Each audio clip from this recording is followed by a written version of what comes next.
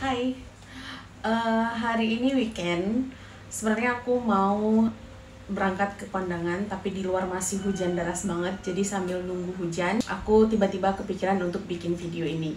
Jadi sesuai judul yang kalian baca, di video kali ini aku akan membahas beberapa penyebab kenapa orang-orang gak lolos seleksi administrasi beasiswa LPDP. Oke, jadi sebenarnya seleksi administrasi di beasiswa LPDP itu adalah tahapan yang paling mudah banget. Kenapa? Karena kita tinggal submit dokumen-dokumen aja kan. Jadi kalau kita udah punya dokumennya, tentu saja setelah disubmit selesai kayak gitu. Tapi pada kenyataannya banyak banget orang yang nggak lolos di tahapan seleksi administrasi ini. Menurutku ada beberapa hal ya. Di video ini aku akan jelaskan secara detail. Jadi tonton video ini sampai selesai. Menurut aku ada beberapa hal yang membuat orang-orang nggak lolos seleksi administrasi. Ini berdasarkan hasil kulikanku sendiri ya, jadi nggak yang 100% benar, tapi berdasarkan pengalaman beberapa teman-teman yang nggak lolos seleksi administrasinya. Penyebab pertama adalah kurangnya membaca. Jadi kalau aku ditanyain tips lolos seleksi beasiswa LPDP itu apa sih? Jawabanku selalu satu, yang pertama adalah Iqra, baca. Seperti yang aku sebutkan di beberapa video aku sebelumnya, bahwa LPDP itu sudah memberikan informasi yang sangat lengkap di buku panduannya. Semuanya, semua informasi bisa kita dapatkan lewat buku panduan itu.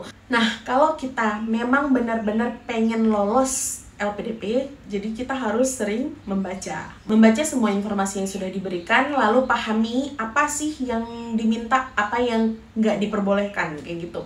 Jadi, penyebab pertama orang nggak lolos seleksi administrasi itu adalah kurangnya membaca.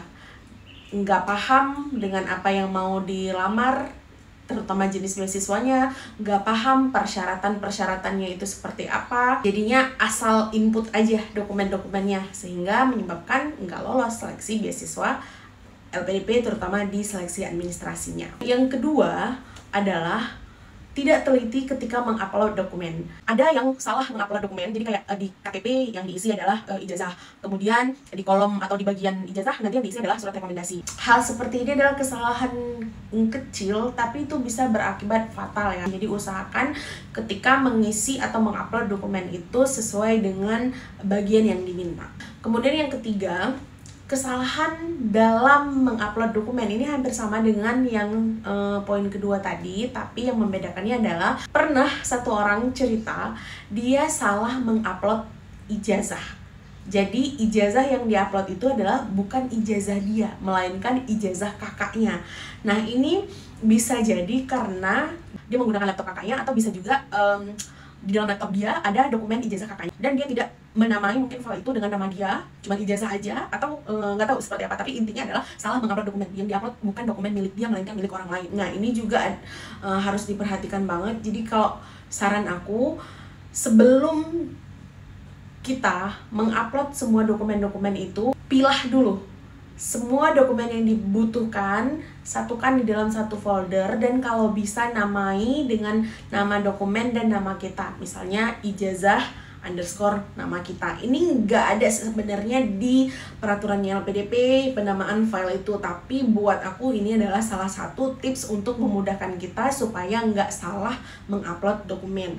Kemudian juga sebelum mengupload dokumen-dokumen ini, pastikan kita memeriksanya berkali-kali. Jadi kayak cross check kayak gitu, jangan sampai salah dokumen yang kita upload.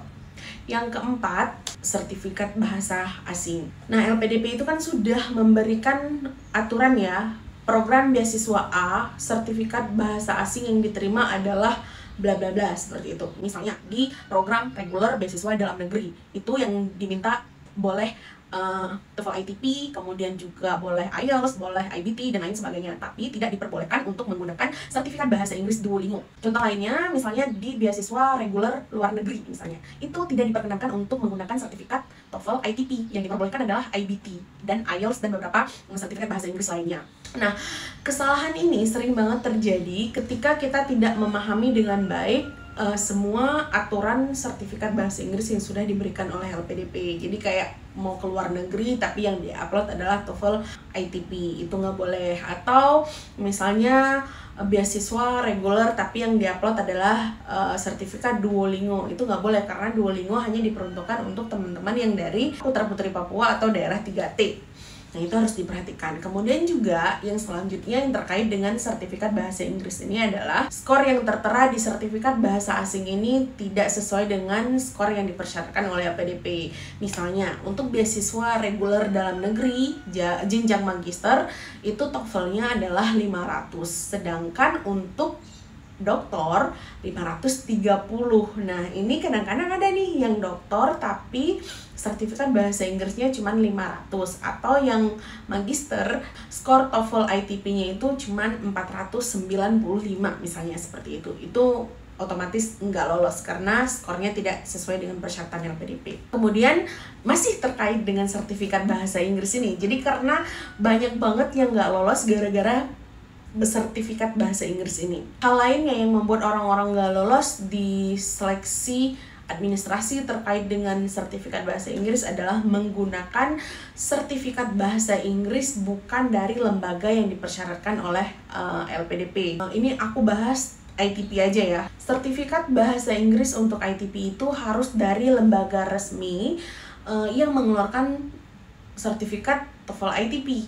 Nah, lembaga resmi di Indonesia untuk mengeluarkan sertifikat TOEFL ITP itu adalah ini. Jadi teman-teman bisa cek di sini lembaga mana saja yang sudah terafiliasi dengan mereka. Jadi kita tuh nggak bisa menggunakan sertifikat bahasa Inggris dari kampus kita sendiri. Misalnya kan di setiap kampus itu punya lembaga bahasa dan mereka menyelenggarakan TOEFL, tes TOEFL seperti itu.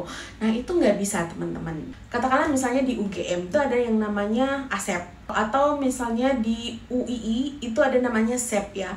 Nah, itu sama-sama sertifikat bahasa Inggris tapi tidak sesuai dengan yang dipersyaratkan oleh LPDP, karena itu merupakan sertifikat internal yang bisa digunakan di kampus itu saja, tidak bisa digunakan untuk keperluan eksternal dari kampus gitu. Jadi mau setinggi apapun skor yang kita miliki, tapi ketika sertifikat kita itu bukan dikeluarkan oleh lembaga resmi, itu nggak akan bisa dipakai.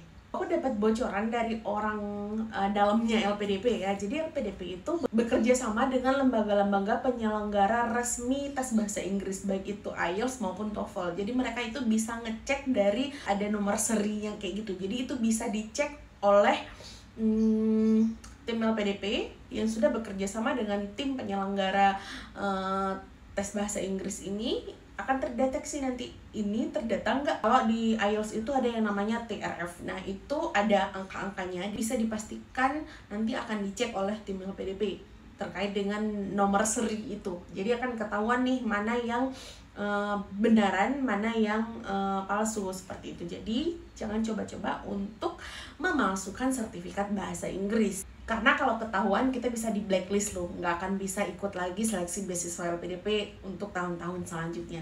Dan saya rasa semua orang nggak pengen itu terjadi. Oh ya, untuk contoh sertifikat TOEFL yang benar itu ini seperti ini ya. Jadi sertifikat TOEFL yang benar itu seperti ini, TOEFL ITP ya. Kalau misalnya teman-teman menggunakan sertifikat dari kampus, contohnya yang seperti ini,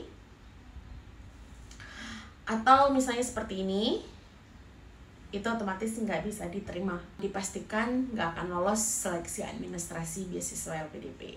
Selanjutnya, hal yang membuat orang nggak lolos seleksi administrasi beasiswa LPDP adalah kesalahan dalam mengupload dokumen rekomendasi. LPDP itu sudah menyediakan format surat rekomendasi di buku panduannya. Usahakan teman-teman menggunakan format yang sudah diberikan oleh LPDP. Jangan membuat format sendiri, buat jaga-jaga aja, jangan sampai format yang kita buat itu ternyata nggak mencantumkan hal-hal penting yang diminta oleh LPDP. Jadi untuk amannya, gunakan format atau template surat rekomendasi yang sudah disediakan oleh LPDP. Dan teman-teman itu harus dicek secara berkala ya, karena kan buku panduan LPDP itu setiap batch-nya atau setiap tahunnya itu akan diupdate terus, akan berubah-berubah. Jadi jangan sampai teman-teman menggunakan format atau template surat rekomendasi dari buku panduan beasiswa LPDP tahun 2022 atau tahun 2023. Bisa jadi di tahun 2024 ini itu template-nya akan berubah. Kemudian terkait dengan surat rekomendasi ini juga, jadi kan surat rekomendasi sebenarnya untuk sekarang itu udah dibagi dua ya. Ada yang surat rekomendasi yang manual, di mana kita sebagai calon awardee memprint surat rekomendasi tersebut, kemudian diisi oleh orang yang akan memberikan rekomendasi kepada kita, ditandatangan, kemudian kita scan, kita upload. Nah, yang kedua adalah online. Jadi kalau online itu kita mengisi email, data, siapa kira-kira yang akan menjadi pemberi rekomendasi kepada kita. Nanti LPDP akan mengirimkan email kepada pihak pemberi rekomendasi ini. Jadi kita nggak melihat nih surat rekomendasi yang diberikan itu seperti apa, nanti langsung disubmit oleh pemberi rekomendasi. Misalnya kita meminta rekomendasi dari dosen kita mencantumkan nama beliau, email beliau, dan beberapa data lainnya. Nanti LPDP yang akan mengirimkan formatnya kepada dosen yang bersangkutan. Nah, kemudian dosen ini mengisi, langsung disubmit, langsung masuk ke dalam sistemnya LPDP, jadi nggak lewat kita lagi. Nah, kemudian terkait juga dengan surat rekomendasi ini, pastikan banget, karena ini sepele tapi bisa membuat kita nggak lolos. Jadi pastikan tahun yang tertera di surat rekomendasi itu adalah tahun sekarang ya teman-teman, tahun 2024 ini. Buat jaga-jaga, karena di batch 1 2023 dulu ada temanku nggak lolos seleksi administrasi beasiswa LPDP hanya karena surat rekomendasi itu dia menggunakan yang tahun sebelumnya. Jadi tahun sebelumnya dia udah pernah ikut tapi nggak lolos gitu. Di surat rekomendasinya itu menggunakan tahun sebelumnya, jadi udah 1 tahun berlalu. Nah, ternyata itu dipermasalahkan. Jadi jangan sampai hanya gara-gara tahun ini aja kita nggak lolos seleksi administrasi. Ini bagi teman-teman yang memilih jalur PNS TNI Polri. Jadi pastikan surat usulan itu adalah surat usulan dari pejabat yang berwenang ya. Jadi dari eselon 2 minimal. Kalau untuk TNI Polri itu dari mabesnya masing-masing, atau setidaknya dari kabit SDM-nya. Jangan ambil surat rekomendasi atau surat usulan dari orang yang sebenarnya nggak ada kaitannya dengan kita. Ini juga terjadi di temanku. Ini konyol banget sebenarnya.